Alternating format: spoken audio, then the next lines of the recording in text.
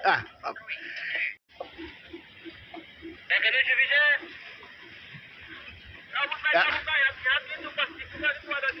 ya betul, bahaya itu. Itu banyak. Arahkan mobil yang ini juga lah, kacang dosen apa naik apa naik.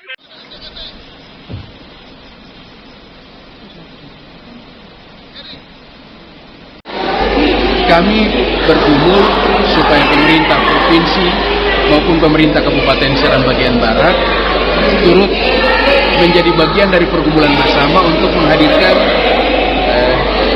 solusi bagi situasi transportasi, komunikasi, jalan dan jembatan yang masih sangat hancur di Kabupaten Seram bagian Barat. Di wilayah Inamoso, jalan Rumberu, Rambatu, Manusa misalnya. Janji yang disampaikan Pak Gubernur, Pak Wakil Bupati, dalam proses ini kami berdoa supaya itu bisa menjadi bagian yang kemudian terimplementasi dalam kehidupan bersama sebagai warga masyarakat. Ke depan harapan Katong sendiri bisa jalan perjuangan Katong, mungkin ada program yang bisa menjangkau Katong untuk infrastruktur jalan di Rurama.